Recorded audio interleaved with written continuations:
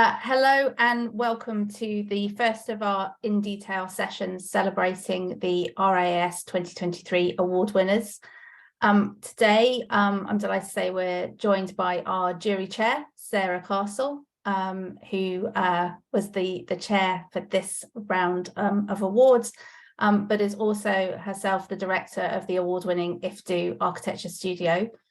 She's going to talk to us today about her reflections on this year's award winners, but also a little bit about her experiences as an award-winning architect, being the other side of the coin. And we're also joined by Murray Kerr of Denizen Works, who is the architect of the award-winning Acre Wood, who is going to talk us through his scheme today and perhaps tell us a little bit more about the process that went into designing that building. So we'll start with Sarah and hand directly over to you. Thank you. I'm going to share my screen quickly. Let's see if I can make this work. Is that okay? Can you see? Yeah. Great. Okay, so hi, I'm Sarah.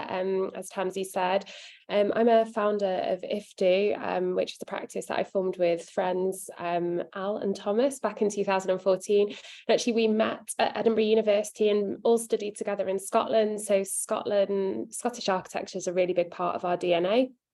And I think that's why when I was asked to be chair of the RIAS Awards for 2023, I was just really honoured. And it was really exciting to get back 20 years later and see what was going on, and a joy to travel around Scotland, seeing the best of Scottish architecture.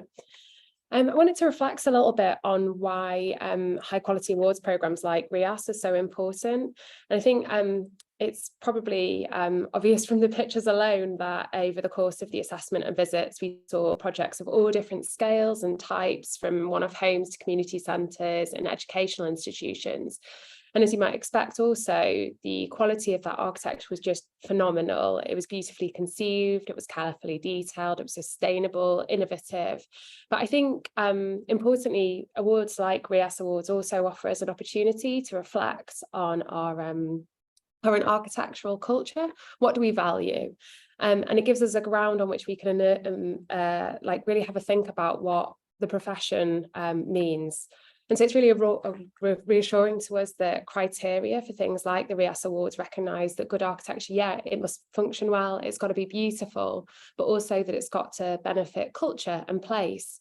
And so when you look at buildings like this and think, you know, these are beacons in the field, if we're placing emphasis on things like culture, on sustainability, on social value, then that means that these beacons of Scottish architecture also speak for us as a nation. And these well-loved and well-shared buildings contribute to messaging around positive social and environmental impact that buildings can have. I think it's also worth noting how important architectural awards can be for architects. I mean, it's pretty obvious to say that architectural awards can serve as a platform for architects to showcase innovative ideas and design solutions. But it also can provide a recognition and validation. It can enhance reputations. And I think one thing that I would note as well is that things like the events and the ceremonies associated with the awards are actually really useful networking events. It's a really great opportunity to connect, establish connections with other professionals and industry leaders and potential clients even. And so all of these above points mean that basically awards can be a really great opportunity for new business, which I think is obviously of utmost importance to us all as architects. I also think worth noting that there's a broader benefit to the profession of architectural awards like RIAS, in that there's rigorous judging processes which drive continuous improvement within the industry. So through the evolution of the criteria, as I said before, we're defining these higher standards for design, higher standards for building. If we say that environmental performance matters in awards, we encourage sustainable practice. And by judging our projects on the quality of contribution they make to communities, then we're encouraging other people to do the same. And I think that's really a positive thing.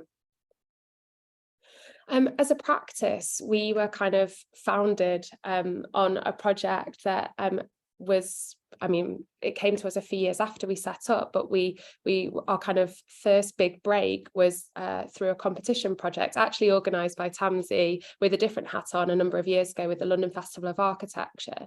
Some of you may recognise this image. It's called the Dulwich Pavilion. Now, conceptually, this was a project which responded to the building behind it in terms of the kind of solidity of its massing. It was about kind of breaking down that facade, bringing the landscape through the building. So there are a lot of conceptual moves that this building did. And we were really happy to know that it won some awards. It won a Blueprint Award, an AJ Award, a Civic Trust Award. And these things were really important to us as a young practice because it kind of pushed us into a spotlight that we hadn't anticipated being in such an early period. I think it was hugely beneficial to us to enter the project into awards and thankfully to have won a few. Firstly, we were newly formed. We weren't really known in the industry. And so the publication of the building and the awards that followed really increased the visibility of our practice. It also brought us recognition and credibility. And as I said, we were relatively unknown. So it helped us to establish a positive reputation. It also gave us this confidence in the type of architecture we were producing. So whilst this kind of building was conceptually strong as we thought, it actually spoke of some things that we were really interested in at the time, which was about kind of creating a community hub. This actually brought an entirely new demographic to the Dulwich Picture Gallery. It drew visitors from nearby Peckham and Brixton who hadn't really kind of perhaps been to the Dulwich Picture Gallery before. And it also was about meanwhile projects, which is something that became a developing interest for us. So actually winning awards in those particular areas was really important to us and became the foundation of the direction of our practice. And you can see just to this next project, which is the Brent Cross Primary Substation, which we recently finished. There's a direct path, there's like a trajectory that follows from the Dulwich Pavilion 7 years ago to this project, and it's because of things like the awards that actually enabled us to get to this point. So ideas that were celebrated in the Dulwich Pavilion that were emphasised in the awards and in the press became those that we really worked upon. We first came into contact with quite a few of the people we worked with on this project through working on the Dulwich Pavilion. And it also, again, as I said, gave us confidence to pursue those ideas around art in the public realm, around the importance of social infrastructure, around the impact that architecture can have on the communities that they serve. And all of that kind of fed through from that early project. So I think it's been really important to us, particularly as a young practice, to establish ourselves and get recognition through systems like award systems. So just to reflect a little bit on the RIAS judging process, I thought you might appreciate this photograph, Tamsie. This was like the one time we were allowed off the bus, basically, just near Glencoe, and what a magnificent trip it was. I think it was really a joy to travel around Scotland, visiting the projects that had been shortlisted with Ellie, Ben, and Denise. The other judges, as well as Tamsie. We saw such a broad range of projects across the country from city to glen, and the coach trip from Edinburgh took us to Inverness via Skye and back through Dundee and St Andrews, and it really was a genuine pleasure to see what's going on in Scotland at the moment. So I thought a few top tips I was asked to add in from the perspective of a judge. I think the first thing to say is, when you're kind of looking at awards, is to make sure it's the right award for your project. Not all awards are the same and they don't all have the same criteria. So it's really important to take time to research the different types of architectural awards and select the ones that align with your project's goals, with the design philosophy, with your target audience, and really consider the reputation of those awards. Like what's the judging criteria and who have the previous winners been? Is it a good fit for the project? I think just to note that with the RIAS Awards also, that there is a specific criteria around contribution to society, meeting principles of inclusive design and responding to sustainability principles of RIAS. So I think it's really important to make sure that it's the right award for your project. narrative. I think narrative is so important when you're preparing to prepare a compelling submission. It sounds really obvious, but actually it's a really difficult thing to get right. Wordy submissions which don't get to the point, don't make great entries, and are really difficult to decipher for the jury. It's really important that you communicate your project story clearly, that you use narrative to highlight the design intent, and you use really high quality images and drawings. Get the good photos in, don't just, use photos carefully. I think I'd also say that spending time on collating information around social and environmental impacts is really important, but making sure it's woven in as part of the narrative and doesn't just feel like a bolt-on at the end. Many of the projects that we saw had some of these ideas at the heart of the narrative, and that's why they were so successful. Seeking feedback. I think one thing that is really important is making sure that you've had somebody else cast their eyes over it. Often the way to a good narrative is to make sure that even, your nan can understand what it says. So get somebody to read over your submission before it goes out and make sure it effectively communicates the project's strengths. And be prepared for the judging process. So if the project gets shortlisted, I think it's just really important to make sure that you know what's going to happen. Judges tend to be quite friendly, or at least we hope we were on the trip, particularly if biscuits were involved. It helps if you've familiarised yourself with the judging criteria and you're ready to answer questions. It really helps if a project architect's there, because they tend to know the project inside out, warts and all. And also a passionate client can be really great too as an advocate for the project. Show the judges around. Point out the key features, but be mindful of the time allocation.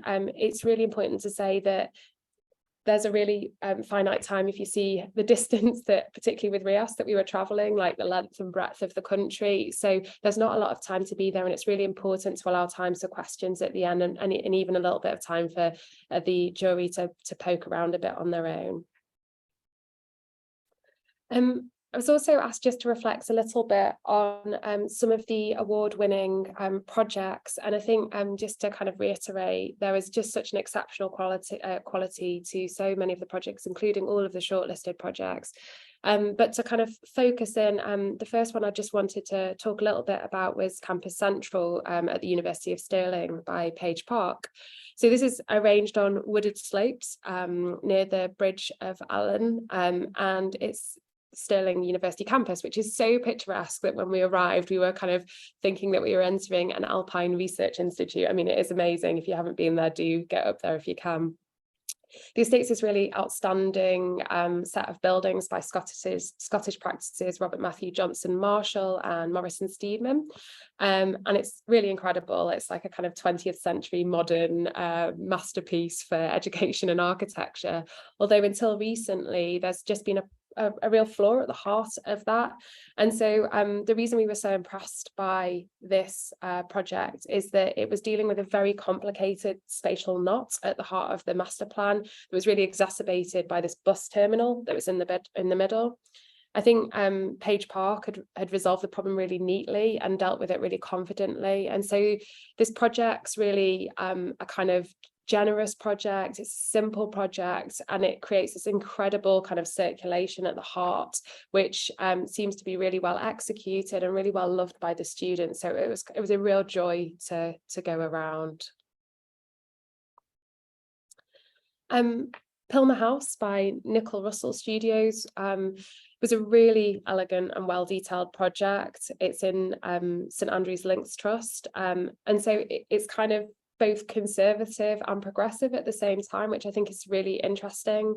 It's in this meticulously maintained landscape, of course. It's in with its golfing kind of surroundings, but it's most successful on the ground floor of this building, and we loved the way that it connected to the landscape, and the detailing, as I said, was amazing, even down to kind of the colour of the cushions, which perfectly matched the grass outside the windows. Yeah. Half of 11 by Dwelcast, another absolute triumph. This is really simple though, it's a wonderful example of how to create a beautiful home on a really modest budget. It's the first stage of the regeneration of a croft in Breakish on the Isle of Skye, and it's a house for a young family. It's a single story timber framed building, and it was like tucked into the landscape, which was really wonderful, and clad in this beautiful larch. It's really simple in form, and I think that part of that was so that it was easier to build because the clients built it themselves, and all the spaces benefited from these amazing kind of glazing in 2 directions, to the south onto a courtyard, and in the other direction to the view of the inner sound. It was really lovely to see the way that the family were occupying the space. And also kind of on arrival, the client was remarking that the building allowed them to experience the dramatic sky weather without stepping outside, which is, I mean, pretty magic, isn't it? And I think the only kind of regret we had as jurors is that we weren't there the day before, when apparently they were watching the Northern Lights from their windows. Laidlaw Music Centre at the University of St Andrews is just such a considerate building. It's really well composed, and it's in a really challenging context, the ancient context of St Andrews. It connects to the streetscape. The elevation kind of steps in and out in response to mature trees. But close up, it's kind of quite joyful because it's almost like a little bit messy, with the musical instruments visibly stored along the glass edge at the ground floor, and also a balcony over the top where they have impromptu music concerts, which we thought was quite joyful. I think noting that the image on the right actually is the real highlight, which is the Macpherson recital room, which incorporates 2 firsts in the world: a fully mechanized floor, which kind of they demonstrated going up and down whilst we were in it, and a reverberation chamber above. And so this allows the room to be both tunable spatially and acoustically. And on the day of our visit, again, demonstration key, the head of the director of music for the university demonstrated the acoustics with a short cello recital, which really was quite magic. So top tip, like show off the rooms if you are able to demonstrate how well they can be used and occupied. That's a brilliant thing. This is 100 Acre Woods, which I know Murray's going to go into a lot of detail about, but I can't reflect on the awards without talking about this absolutely fantastic project. It really was phenomenal. When we arrived, it's kind of this amazing building overlooking Loch Orr. It's a large grey silvery house, and what doesn't come across in the photographs is it glints as the sun catches it. And that's the effect of rendering a house in recycled TV screens, which sounds like an unusual material choice and started off as a joke as the client doesn't like television, but it's resulted in the most unexpectedly beautiful experience. With no other built context, the house has been developed from a study of Scottish architecture, as well as the sculptural works of, I think, Edoardo Chillida. And certainly it feels like you're walking into a sculpture when you enter it.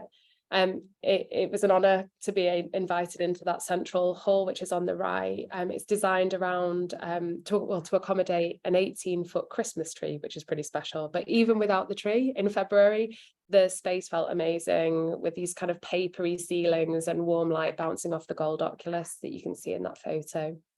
And each room has an amazingly different character. There's a barrel vaulted dining room, a secret study that's accessible through a hidden door in a bookcase. And it's just a really brilliant example of architecture being built in Scotland today. Just 2 more. Papelstedding. We couldn't really shine a light on Scottish architecture without also looking at some of the historic buildings. And this is a B-listed, a category B-listed building, and it's among the best of East Lothian's agricultural buildings. And it focused on the restoration of the adjacent Greaves house. It's soft red sandstone and grey slate and red pan tiles, and it's really just a very sensitive transformation. It's by Cameron Webster Architects with Ian Parsons, and they've really beautifully retained the character of the existing steading whilst really creating an imaginative, versatile and sustainable end use. And it's a triumph in that respect. And last but not least, Cuddy Moss by Anne Nisbet.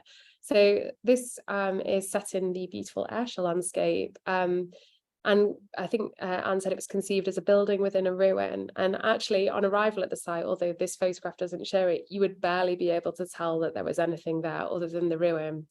I think the simplicity of this concept has been realised with amazing care. So this is incredible respect for the whole lifespan of the ruin. So from the history, every single part of the existing 200-year-old ruin on the site was measured and documented in detail to possible future. So very few alterations have been made to that ruin itself so that it can be restored and reused again in the future. The intervention in the ruin sits back from the existing stone structure, and it has these amazing deep reveals that make it really difficult to spot what's going on from the outside. And have a really beautiful effect internally. And there's also this new timber clad extension, which you can see on the right, which matches the form of the ruin, and the silver tone of the wood on the outside make it feel like it's almost dissolving into the landscape. I think Anne described the project as quiet, honest and restrained, and really but really for us there was a kind of element of poetic playfulness, and we really kind of enjoyed the way that she brought those two, the new and the old, together with such skill and care.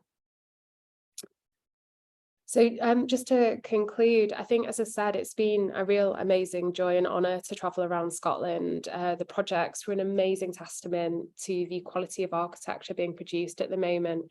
But for me, the joy of the RIAS Awards is that these are projects which really couldn't be anywhere else in the world. They draw on the history of Scottish architecture, they playfully respond to their context, to the historic cities and diverse landscapes of mountains and glens and forests, and they really do contain an essence of what makes architecture in Scotland so special. Thank you.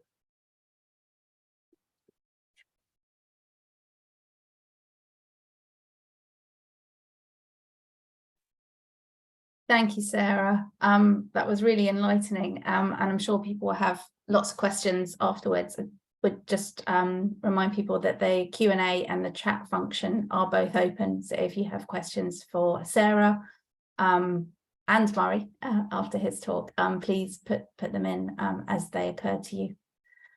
So really over to you, Murray, to tell us a little bit more about 100 Acre Wood. Perfect. I just share screen. Mm-hmm.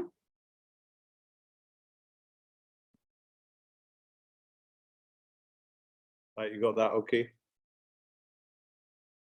Yeah, I think so. It's mainly blank, is that correct? Yeah. Yeah. Okay, so I'm going to take us through the house on Loch Awe, otherwise known as 100 Acre Wood. And I wanted to kind of start a bit, Tamsie, just by correcting you. I wouldn't describe me as the architect, but Andrew Ingham, who's co-director of Denizen Works, who I think is listening in. I'd be in big trouble if I don't mention him, but Andrew saw it through sight, and I just fancied talking today. So that's why I am here. But really, it's a project that started about 9 years ago, before Andrew joined the office, and I met the couple that commissioned us, and we've been working closely ever since. And it's a house for a couple and their 6 children and growing number of grandchildren, and really it's a kind of act of patronage. We had only really done one house number 7 on Tyree before, so as my wife puts it, they took a kind of real punt on us, which I think, well, I would like to think they think we've returned the favour. And in terms of what the building is, it's a prefabricated timber kit wrapped in a blockwork skin and then clad in the recycled TV screen aggregate, as Sarah kind of alluded to. And in terms of sustainability, it's zero carbon and use ready, just waiting for David to stick in the array of PVs to power the electricity, but it's got ground source heat pump and its own private water supply. So that's a kind of intro. The star there illustrates where it is. So it sits just down the road from Dalmally, about half a mile away from Oban, which is about an 1.5-hour drive north of Glasgow. This is a view from the site, actually from the first site visit that I went way back in 2014. And as you can see, the view is astonishing, kind of diagonally down Loch Awe. So yeah, you can see there the ancient woodland that sits kind of between the site and the loch, and actually part of the landscaping strategy, which you can see here, is about rewilding this site. So the house is called 100 Acre Wood because it sits in 104 acres. You can see the kind of spec there adjacent to the loch and as the house, so I don't think the clients could be accused of overdevelopment.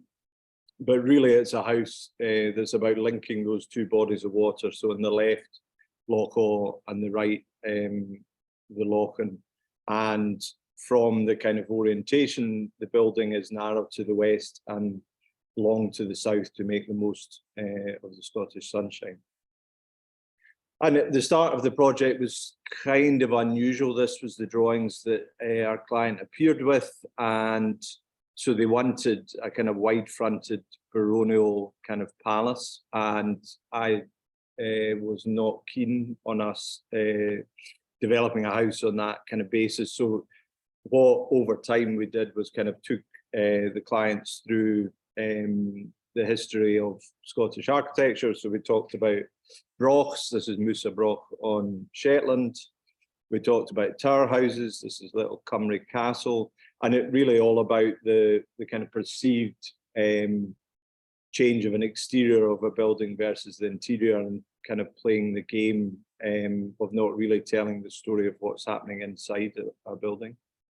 We also talked about Macintosh. The client was very keen, particularly on Macintosh's use of circulation spaces and how that can become a kind of place for family life outside of the kind of the main functional spaces. As Sarah said, we talked about Edward Chalida. As the building kind of sits up on the hillside, we kind of conceived it as a kind of solid that was eroded by the weather. We also looked kind of closely around the site. This is in the grounds of Inverera Castle, and it's an old maltings building. And what we kind of found interesting about this was the kind of large double and triple height spaces that were kind of industrial spaces for the maltings, connected to domestic, connected to kind of stables buildings. And that from the beginning was one of the things that we wanted to play with. So bringing all of those kind of elements, the brochs, the tower houses, and play of scale together to develop the house. We started as ever with some sketches. Sarah said that one of the kind of central tenets of the brief was space for a 18-foot Christmas tree. So the idea was always that the house was arranged around a kind of great hall. And it was all about, as all of our work is, kind of working collectively with the client, but thinking about orientation, thinking about views. This you start to get the idea of the blocks and the elements with the views out to the west, but not making the most of the southern sun. Then this idea of kind of elongating the building to make the most of that central space. This was a kind of idea about maybe it was a kind of Palladian kind of enfilade of spaces, a collection of blocks in the landscape with the smaller, more diminutive blocks creating the entrance space, and then starting to get more of the form and the kind of layout of the building with public spaces along the north with views out to the sea, sitting area, again making the most of that western view, and then bedrooms along the kind of southern elevation. And then this was the first section that started to really sort of tell the story of this, the play of the scales. So along the south where the bedrooms are, it's a much more domestic elevation, a large central hall that connects those spaces, and then a dining room with a view out to Loch Awe. And then an early sketch of that space, and you'll see it became much more elemental as we kind of developed the idea, and really the whole now feels like a space that's been hollowed out of a solid, which is this, which you can see here, the oculus, which sits above the built-in pit for the 18-foot Christmas tree, which is all wired up, ready to get the lights, so there's no wires trailing across the floor. And this idea of the kind of the gold leaf to the oculus, kind of referencing a kind of angel's halo on top of the Christmas tree. So the diagram, we like to distill our projects down to very simple descriptions that Sarah would maybe say that something that your nan could understand. So it's really about thinking about an object with a central opening for the Christmas tree, kind of bringing the kind of softness to the roof form, which reflects the landscape in which the building sits, eroding the corners away to create emphasis and views to the landscape. And here you start to see the long south elevation. And then just for different emphasis, the corner tower kind of roots the building to its site, referencing some of the kind of castle imagery, and then reducing the utility block. So on entering the house, you get a kind of understanding of the kind of major and minor keys. So then the plan, you enter the house from the north through it's old forestry commission land. So you enter through a kind of break in the fir trees, enter down entrance space. There's a large double height exterior hall with something which I'll show you later. But then you've got your kitchen off, and then big utilities courts and a kind of second kitchen store. From there, you enter that great hall and you start to get views out to the loch. Bedrooms all arranged along the southern edge with big deep reveals to kind of provide passive shading and kind of sculpting to that elevation. And then you've got the public rooms in this L-shaped kitchen with a kind of servant's pantry into the dining hall, a kind of secondary reception, and then into the living room here. And one of the points is there's no televisions in this house because the clients hate it. And as Sarah kind of said, the kind of cladding is recycled TV screens, which started off as a kind of tongue-in-cheek joke, but rather than being unexpectedly beautiful, it's as beautiful as we kind of imagined. And it really is a great texture, we think. Upstairs, so 2 staircases, these then connected by galleries. That's the kind of Macintosh. So there's areas for seating, kind of eddy spaces off that main circulation space. Master suite, which kind of sticks out beyond this covered terrace with a cinema room above, and then there's an open terrace there. So there's this idea of kind of covered and open spaces at the first floor to make the most of those views out over Loch Awe. And then you've got a kind of first level view down into the dining hall beyond. So that's a 6.3 metre high space. Then we've got a shoe store for our client's collection of about 350 shoes, library for himself, and then this is the kind of secret door that Sarah talked about, what our client describes as the Scooby-Doo door. And then the final thing just to kind of to note in this plan is probably, well, the bedrooms are all kind of designed as hotel kind of rooms, so all individual with a kind of unique element. And then at the end of this first floor, there's a dormitory which has 2 triple level bunk beds and a kind of standard bunk bed. So there's room there to sleep 8 of the grandchildren. And really the whole thing about this project in terms of social value is talking about the kind of values of family. Then the elevation, so this is the north elevation and the approach, and this is where you start to get this idea of the kind of play of scale. So the kind of misplaced windows is all about trying to create, I suppose, a sense of intrigue on approach to the house, whereas the south elevation is much more domestic in a sense, in that it's got much more regular openings to the bedrooms on the ground floor, bedroom on the first floor, and then the dormitory there. Master bedroom, this is the open terrace, and the cinema room above. And then the narrow west facing elevation, one of the big things about this is planning, and the main road is down to the west. So it was all about creating this narrow elevation to the road and extending the elevation along the south, as I said, to make use of the sunshine. And then the section, so this is where you start to see the kind of tower house. So we've got a 6.5 metre high dining room, that reception space, living room, covered terrace, open terrace, and the reading room stroke cinema room above. And then onto the cladding, which, it's pebble dash or Harling, not very fashionable, but something that we really like. And this was a sample panel that we had made up, and the kind of texture of the TV tubes is like sea glass. That has a really lovely grey colour, which is kind of like a stormy Scottish sky, and kind of twinkles a little bit in the sunshine and after it rained. And the house has been there over 2, or at least the cladding's been there over 2 years and still looks immaculate. So there's a reason why Harling and Pebble Dash is used in these kind of remote locations. The idea about the house is this idea of, I suppose, a kind of romantic ruin. So this is Kilcurran Castle, which is ruined on Loch Awe, and then a view of our house sitting with a view over the Lochan, which sits to the eastern side of the house sitting in its landscape. So you can see the kind of form of the building as it sits at the kind of brow of the hill, kind of nestling into its landscape.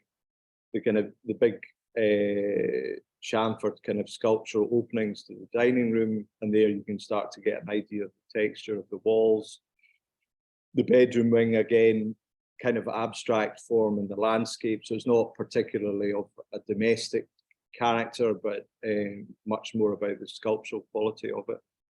The entrance, and through that you come to this much more kind of elemental space. So this is the entrance through into the hall beyond, the hall space with the gold leaf oculus, space for the Christmas tree, and then these openings, which again can play with the scale and your kind of perception of the scale of the interior. So this is actually at feet level, and then these provide views as you walk past the gallery above down into the hall space. From the lower level looking up, you can just get a sneak view of the settee at the end. And one of the great things about this house is that the design kind of came as an evolution through very close working with our clients, but around specific elements of furniture. So this is a kind of mock overscaled Chesterfield kind of banana shaped sofa, and the living room was designed around that, around this fireplace where we bring the TV screen render inside and then frame the view down to Loch Awe beyond.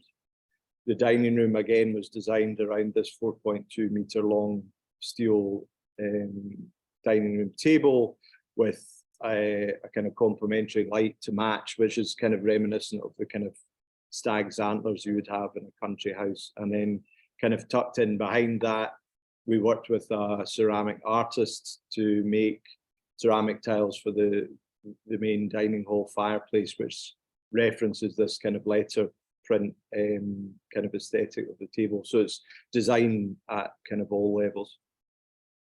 The kind of sculptural staircase with a circular roof light, and then up to the first floor. So this is the first view that you kind of get of the gallery, and that kind of the connection down to the hall, and you get a real sense of the kind of texture and richness of the gold oculus, and also the ceiling, which is Andrew's favourite bit of the house, which is a kind of recycled pulp, which gives that main hall a great kind of acoustic quality.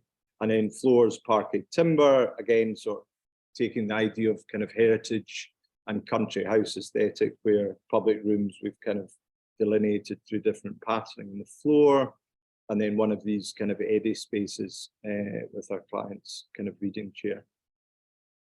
All of the rooms have this kind of unique element to them, which I talked about. This one room has a double slipper bath with a copper ceiling, and I've kind of told this story before, but the idea was that it was for you know, kind of romantic bathing. But actually, what's happened is the grandchildren lie in the bath and wiggle their willies in the ceiling at each other. Then on to the library, and this is the Scooby-Doo door. So this opens like a Scooby-Doo door with a kind of sliding copy of 100 Acre Wood, the Winnie the Pooh book, and provides a kind of secret solace or place of quiet for a client within his library. And then there's I kind of talked about it being slow architecture, but there's bits and elements of this project that keep kind of evolving. One of them is a whiskey store, which sits off the main hall space. This is it just nearly complete. So copper lined as if you're inside a bottle of whiskey.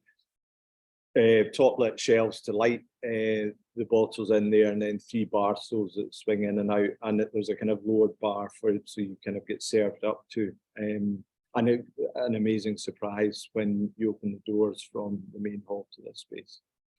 Andrew's also been working with some manufacturers down here making a chandelier, so this will sit above your head. I think there's 9 stalks of these different elements that will hang above your head in that double height kind of entry space. And I think the interesting thing is the kind of language of this mimics the language of the building, so the kind of gold glow of the chandelier and the oculus, and then the external fire on this external terrace. And then it's a project about time. So a couple of the other elements that we're adding is this is a garage and kind of caretaker's house, which will lead you down to the entrance, and then a sunken games room, which is going to open out to the Lochen to the east of the site. And a view from that terrace kind of at the gloaming as we wrap up.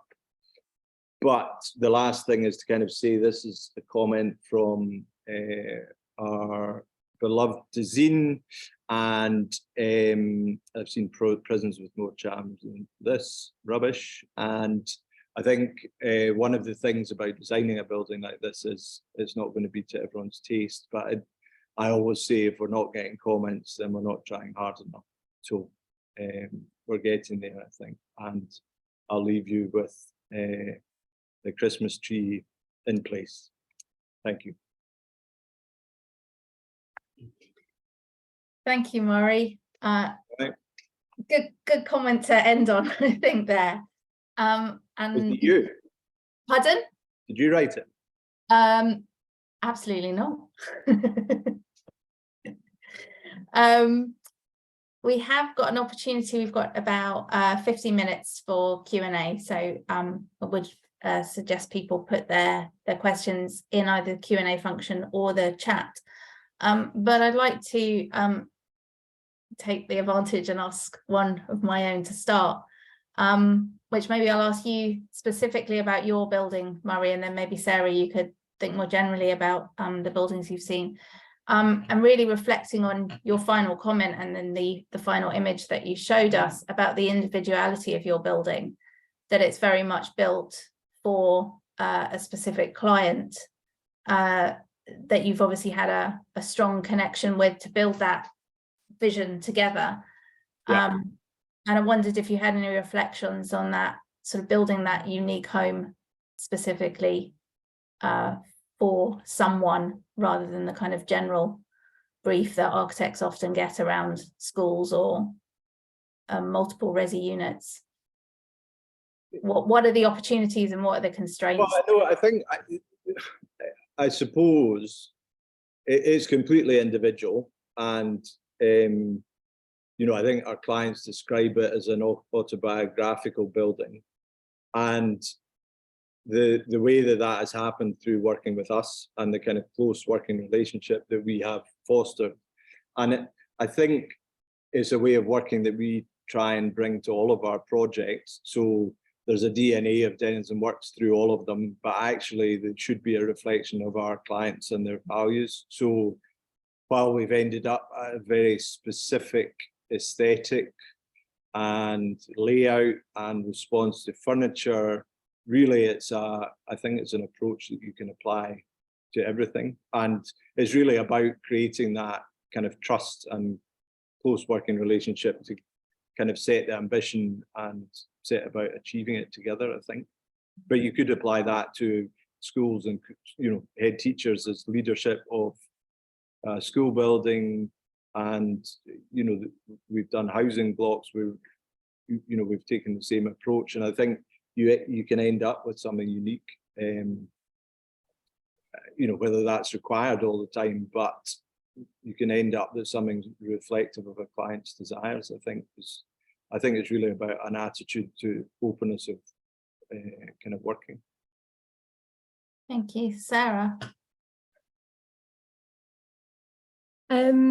Yeah, I mean, so from the kind of perspective of going around all of the projects, I think I think what was really interesting is the kind of the projects that won awards were those where it really felt like the client was like a super integral part of the team, and it didn't really matter what the typology was. So you know, it was really obvious from going around 100 Acre Wood with Murray and client that that it was a meeting of minds, that there was, you know, although, you know, obviously with all projects it's never smooth all the way through, and not suggesting that it was on that one, but that there was brilliant, healthy, amazing design discussions. Excuse me, sorry. I think my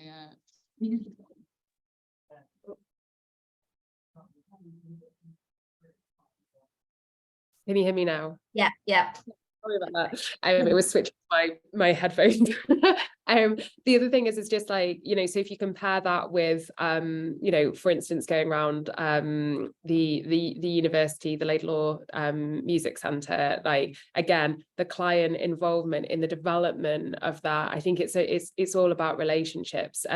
You know, we didn't on the shortlist this year have multi-unit housing schemes, but you can see how it applies. And I think clients have a hugely important role to play in the best architecture, because they become advocates for these really important things, whether it be like, you know, the quality of the design, the, you know, the emphasis placed on sustainability, on social value. And not all projects are able to fill the same criteria in exactly the same way, but you know, with good clients you can really push forward certain elements, and that was very evident with Denizen Works, and also with the other projects as well. Thank you. We've had a question from Dave Chapman for you, Murray, around the acoustics for the ceiling in the upper corridor. I think maybe a reference to the paper pulp. Did you have an acoustic consultant work with you, or was it based on your knowledge and experience? Yeah, I think it was, Andrew maybe kill me for saying this, but I think it was a kind of feel thing. You know, I think you start to get an understand, well, as you get older and visit more places, you kind of understand what happens and what places feel like. And we were always going to have a solid floor. And even from the first sketches, there was an idea that the ceiling needed to soften the sound a little bit. And from that, yeah, I showed a sketch earlier, which was shown it as a kind of timber ceiling, a kind of coffered thing.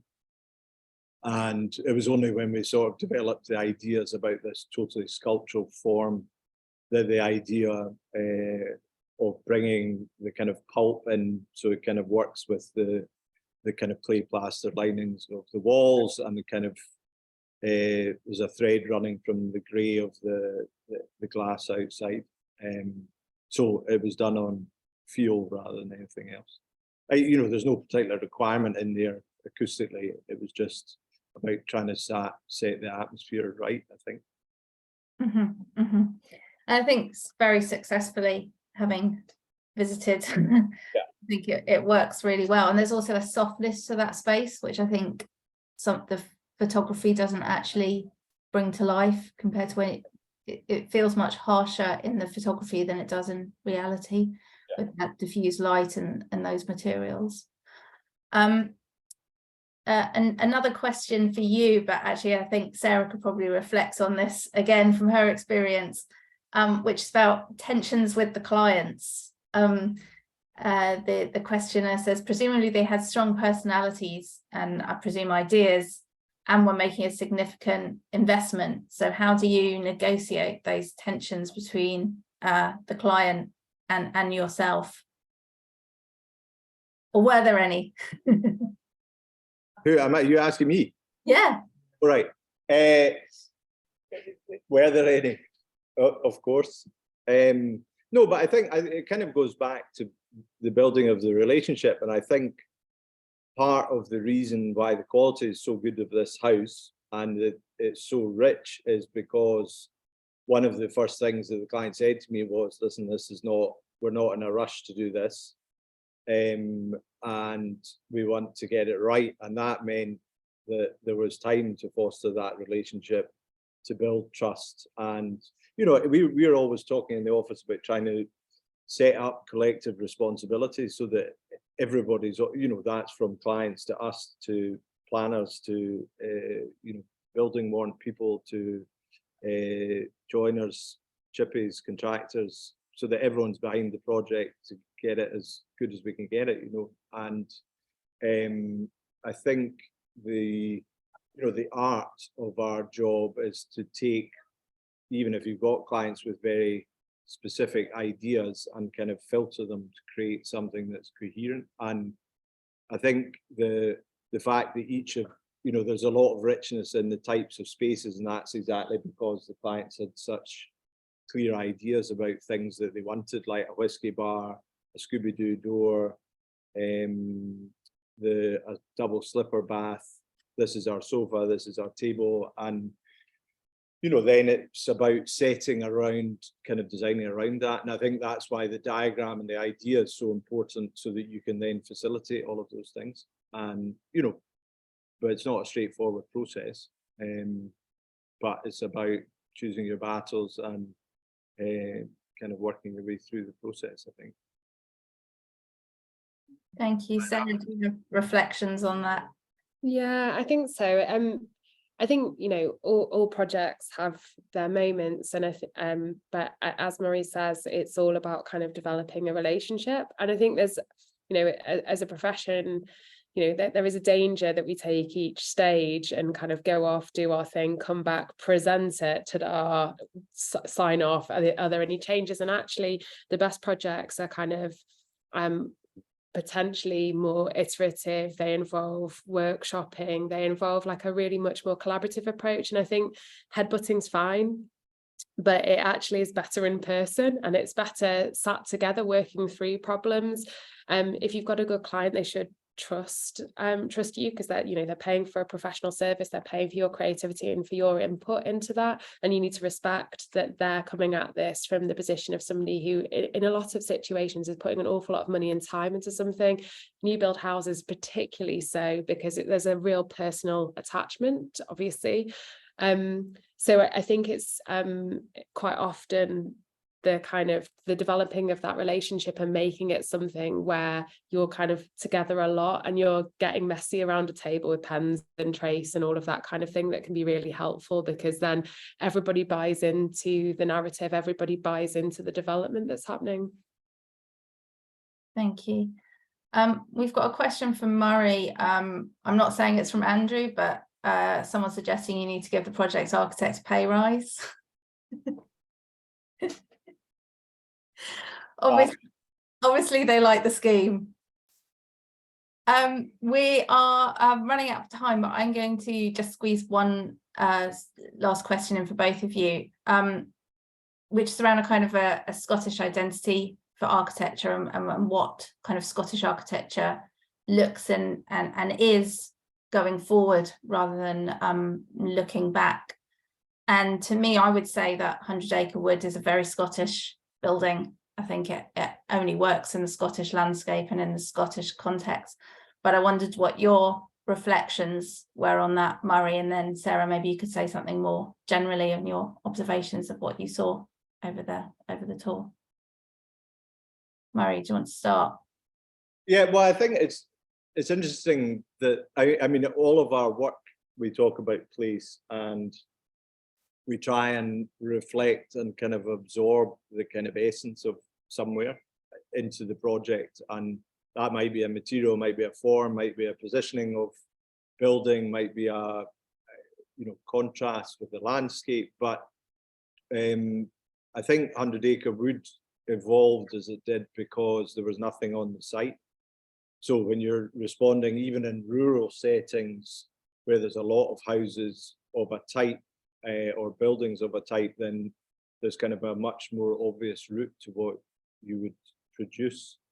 And I think what we did with this was kind of go back to the drawing board and ended up somewhere sort of quite different, but as you said, couldn't be anywhere else other than Scotland. And I think it's not that often we'll be able to do that with projects, I think, but we'd like to give it a go. Sarah? I think that's a really tough question. But I think, I kind of noted this at the end of my little presentation. I think the kind of joy of Scottish architecture is how kind of you know, how it's developed through history. There's like really a kind of strong connection to landscape quite often. So, you know, even in cities, things feel part of the land, and there's a kind of a care and a kind of joy taken in craft, and the way that you know, stone is used, the way that wood is used. And actually what's really interesting is the kind of the way that people are kind of looking at the climate crisis and saying, you know, we need to use more natural materials. Well, that, you know, Scotland's always been doing that, and like, you know, and in a really specific way. And the kind of deep, thick walls are, you know, so incredibly suited to things like kind of passive house principles. So there's this kind of like, I don't know, I think that it's really a kind of positive future for Scottish architecture from what I saw looking around, because it's this kind of blend of tradition with innovation, and this really kind of strong identity that relates the buildings to the landscape. That's great. I think we might take that as a slogan. use that under our RIAS merch. Well, thank you very much, both of you, Sarah Castle from IFDU and Murray Kerr from Denizen Works, for your time today. I think that's been really enlightening and really useful to hear more about the awards and why they're important, and some useful top tips that I think we might share more broadly, and then to get a real deep dive into what is really a very beautiful building, and also recently announced as an RIBA National Award winner as well. So congratulations to you on that as well, Murray, and to Andrew as well, who's listening in the background. And really that's all from us today, but just a reminder that this is the first of several sessions, the next of which will be the same time next Tuesday, chaired by President Chris Stewart, and we'll have architects from Flanagan Lawrence talking about the Laidlaw Music Centre that Sarah mentioned earlier, and from Nicole Russell on Pilmore House, the golf headquarters in St Andrews. So hopefully see more of you there. Thank you very much.